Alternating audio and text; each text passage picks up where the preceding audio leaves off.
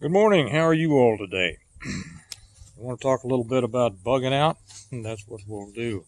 Um, my daughter and I went out yesterday to check on one of our waypoints on our bug out on one of our bug out routes, and I made this video out there. And then when I got back, the wind noise was just terrible. This new mic is picking up a lot of extraneous noise. I'm going to need to get a new one. I know that. But hey, I had somebody complain about those birds in the background are just driving me nuts, in which I would kindly say, come on, if that bothers you, what's the end of the world going to be like, right? Okay. Hey, so anyway, we went out there and checked on it. Oh, by the way, before I forget, this is 1 week until the first annual Integrated Preparedness Stonemont Summer Gathering is going to be next Saturday on July 13th in Lenexa, Kansas. If you haven't registered yet and you'd still like to come, we have a nice group coming. But we still have some openings, so you can still come if you want, but you do have to register.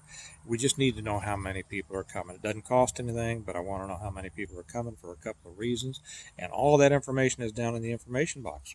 And it's going to be a great time. I am looking forward to, I know a couple of the people uh, who comment on here, but most I don't, except through the comments. And I'm looking forward to meeting everybody. And I know that everybody's looking forward to meeting each other. So it's going to be a great time. Another thing, my new book on wings like eagles. And I know here again, people, I always get those. How come you have to push your books? Because I wrote books about preparedness. That's what this is all about. But my new book on wings like eagles is now, it set a new record, a new 1 day record on Amazon for my books yesterday. For everybody for all my readers, for everybody who has bought them, I hope you enjoy it. I think you'll love it. People tell me it's another good one. So thank you for buying it. I really appreciate that. Amazon's supposed to get me, or the printer actually, is supposed to get me my load of books sometime in about a week. So that's when all the orders, everybody who has ordered through the website, as soon as I get them in, we'll be getting yours out. And if you look, the difference is that if through Amazon you can get it in paperback or Kindle, and if you want to get them directly from me through the website, you can get them signed with a little note and stuff like that. And I love that. And also on our website, there's a one-click option that you can order the entire series along with the Stone Mountain Notebook for a nice discount, and I love doing that. But it takes me longer to get them to you, to be real honest, because I run out and then I have to order more. Blah blah blah. Okay, so that website is stonemont.us. Okay, let's talk a little bit about bugging out.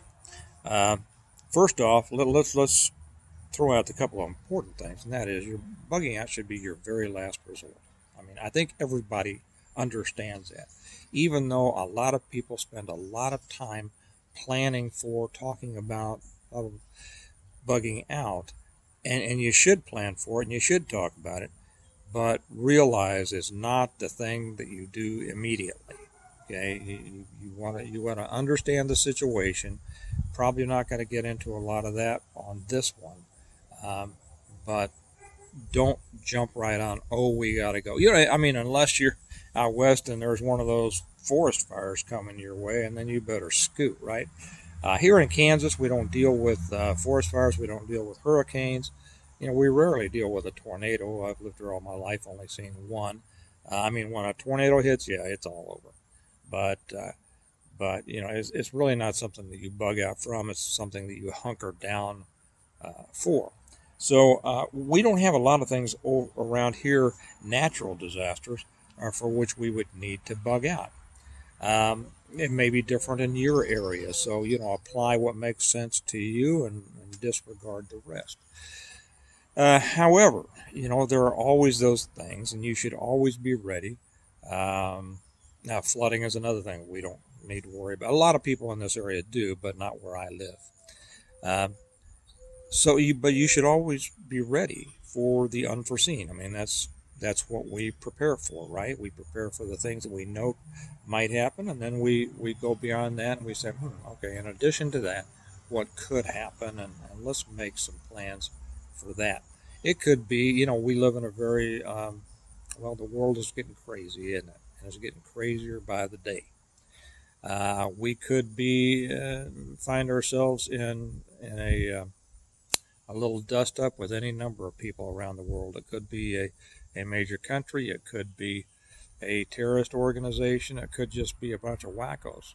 Um, but the things that you might think about having to, bug out as a result of, would be a grid down situation that kind of throws your area into chaos. Um, a nuclear strike. I know that people are talking about that. I doubt that. I doubt that really.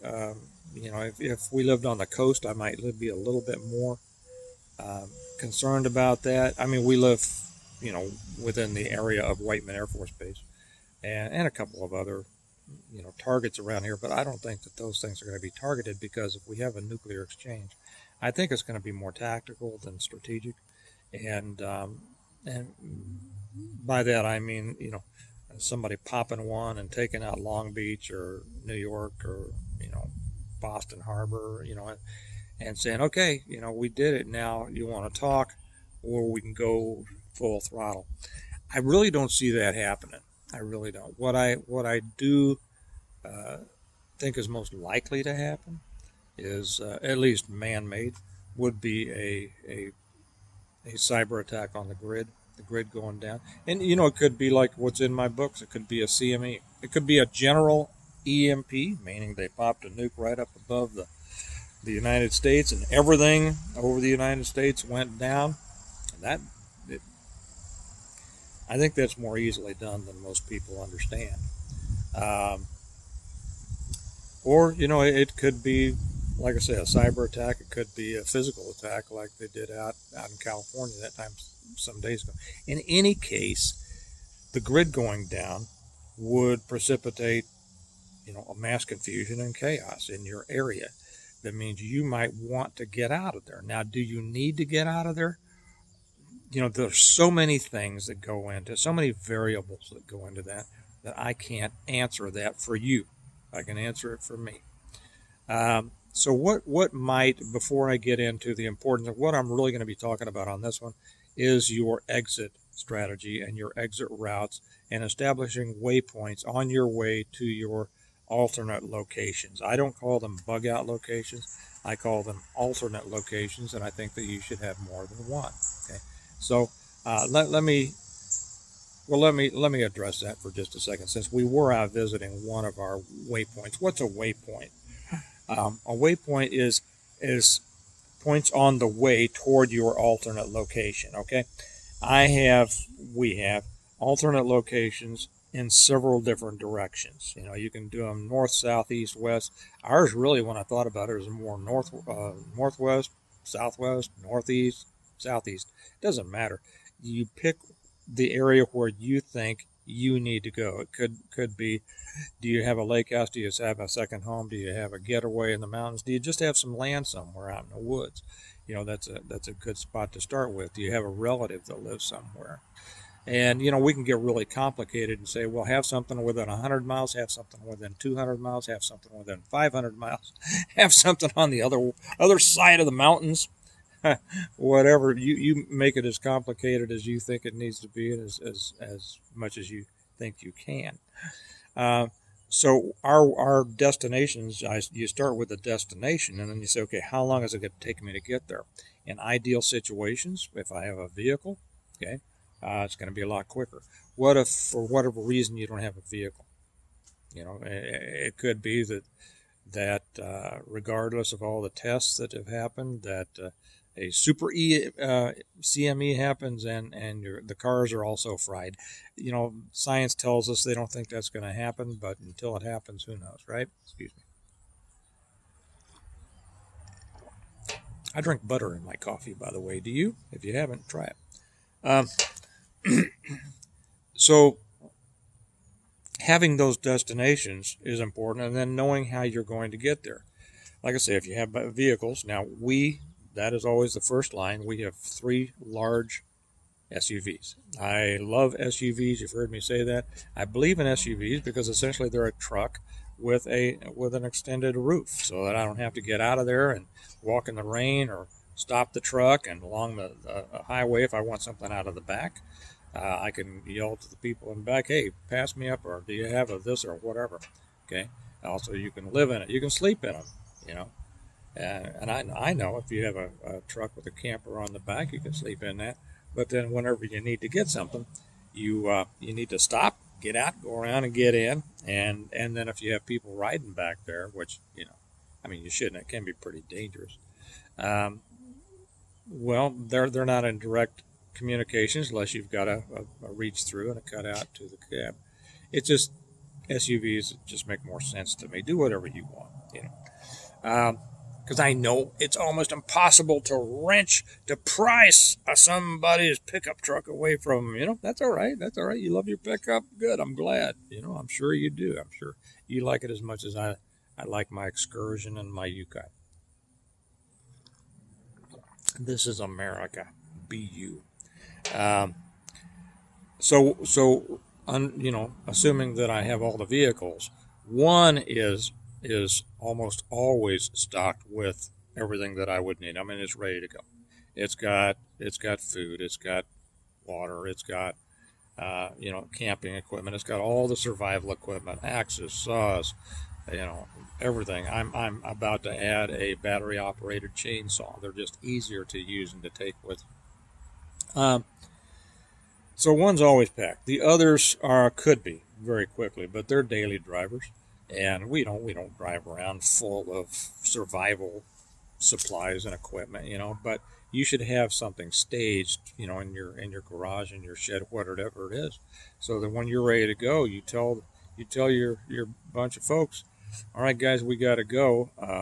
Back them up to the garage doors and load them up, and let's get. So that's the best scenario. I mean, if you have to leave, right? Second best, and here's where you want to plan your waypoints is, okay, maybe you can go on bicycle. Bicycle, I prefer to walking. You make a lot better time. You can travel a lot more area, and you can carry more actually, on a bicycle. If you've outfit a bicycle pretty well, you can carry a lot on a bicycle. Have you ever seen those memes? Where some third world country and some guy's on a bike with, I mean, just, the entire world stacked on top of his bicycle. Anyway, I don't think I'm going to go that far, but who knows? Well, you pack as much as you can. The third and worst way is walking. If you got to hoof it, most people aren't in shape to walk it, to be real honest. If you're carrying, an extra 40, 50 pounds, it's going to make it tougher on you. It's going to make it tougher on your knees and your hips and your ankles and your back and everything. So one of the best things, I always say, you need to be in shape. Being in shape, relationship with the good Lord, and then being healthy and in shape are your foundations of survival and preparedness. But if you've got to let yourself go, it's going to make it tougher on you. And then, of course, you're only as fast as the slowest person in your party. So you have to decide. You have to think about how many miles you can go in a day. And many of us, we could make 20, 30, 40 miles in a day. Well, the slowest person in your group, what can they make? So that's what the group is going to make. That's how you want to establish your waypoints along the way. Now, the waypoint that we went to yesterday would be probably the first waypoint if we are on bicycles, either the second or the third waypoint if we were walking it, and it wouldn't even come into consideration if we were driving, because if we were driving and we're able to get through, we'll make pretty much any of our alternate locations within, well, one will take us about an hour, one would take us 2.5 hours, and another would take us a couple of hours, and around a couple of hours. The closest would be an hour.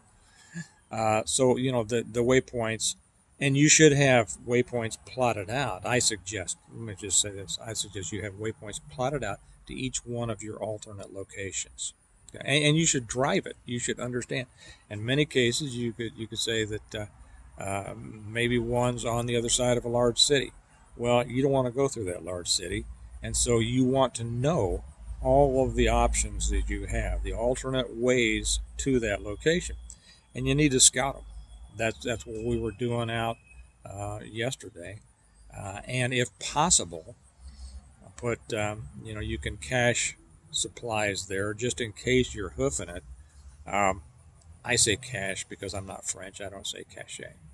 Uh, and put some things along the way. In most places um, that you would want to stop, whether it's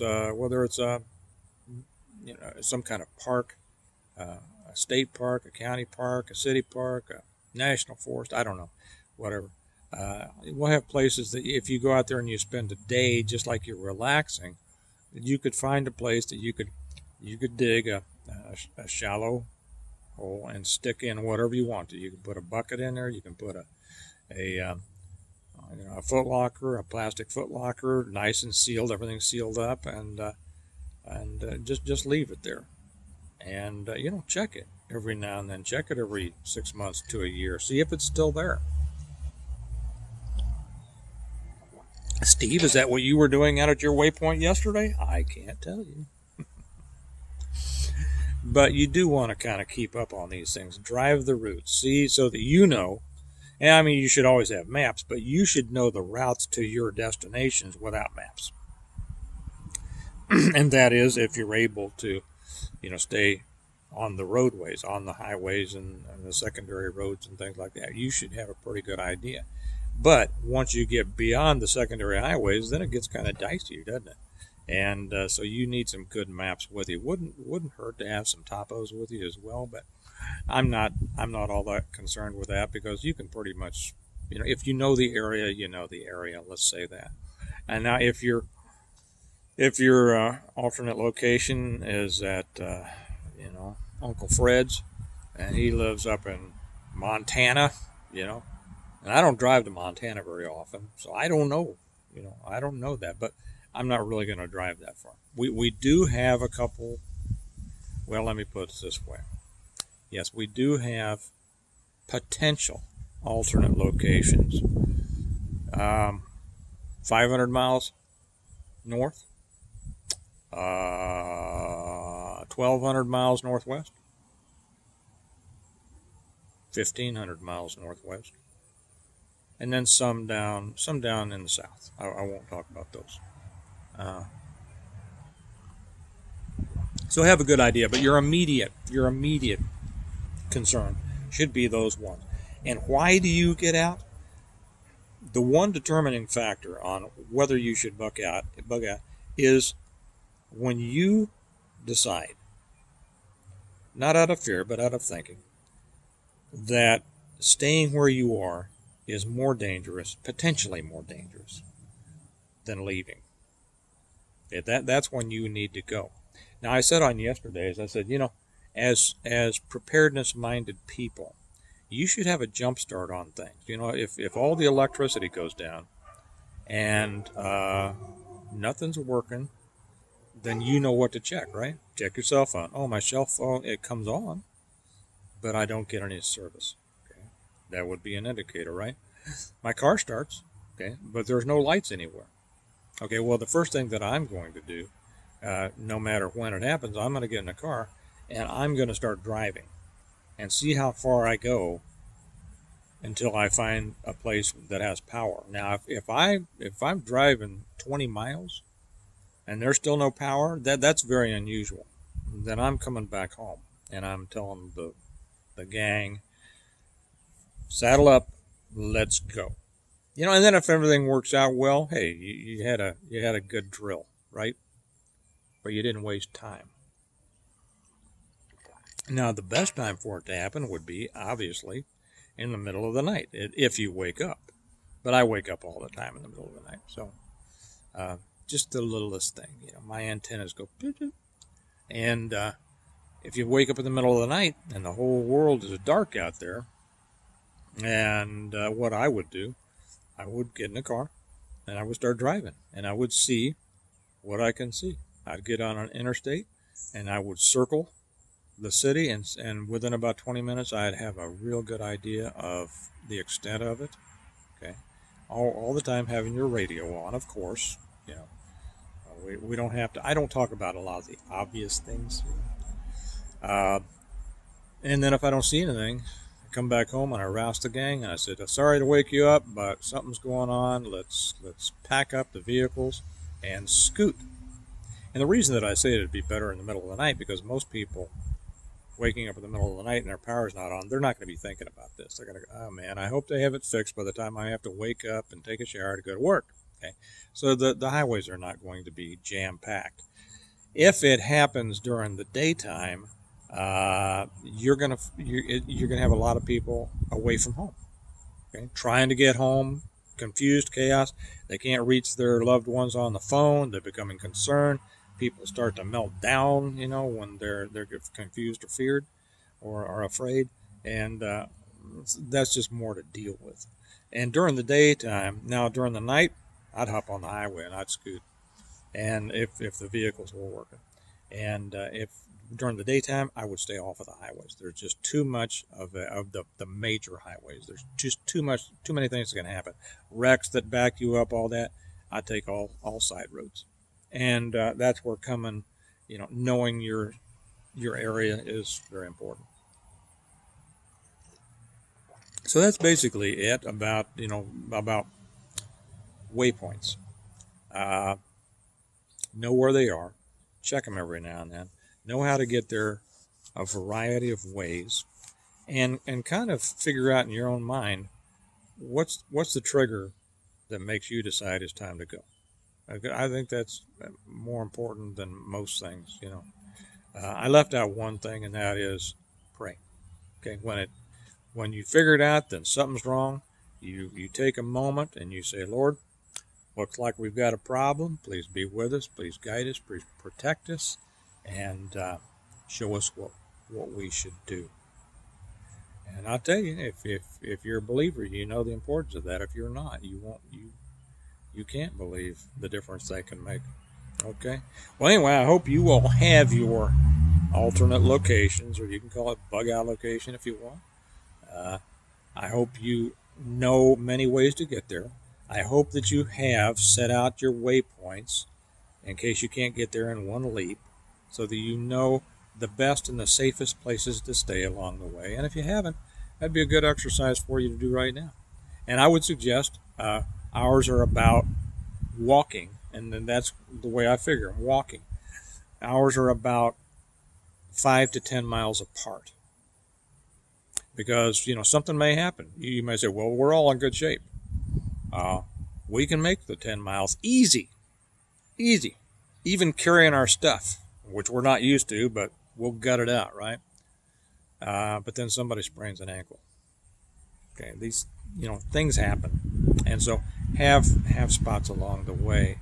It may seem like a lot of work, but it can be fun. Just get out there and do it, and I think you'll be surprised at how much you'll think about that you haven't thought about before. How much you'll learn, and actually you'll find out that young people enjoy it. They really do. My daughter enjoyed going out there with me yesterday, and so do that. Again, if you haven't registered for the gathering and you'd like to come, we'd love to have you. Like I said, it doesn't cost anything. We just need to know how many people are going to be there. Down below is the link to the Stonemont website. And also there are links down below telling you where it is. It's in Lenexa, Kansas. Very nice park. Very, very cool place. And, nice shelter house. A lot of picnic tables. We're going to be doing hot dogs and hamburgers. And we'll have a bonfire in the evening. And there's a lake there to fish in. And all sorts of things. So let us know on the website, stonemont.us. And also, again, thank you for all of you who helped set a new one-day record for my books on Amazon. Thank you. So I can't tell you how it makes me feel to realize that so many people, so many thousands of people around the whole world have read my books, have enjoyed them, have learned from them, and I love getting your messages and your comments and everything like that. So if they are now available on Amazon, and that link is down below also, or you can get them directly from me through the website, stonemont.us.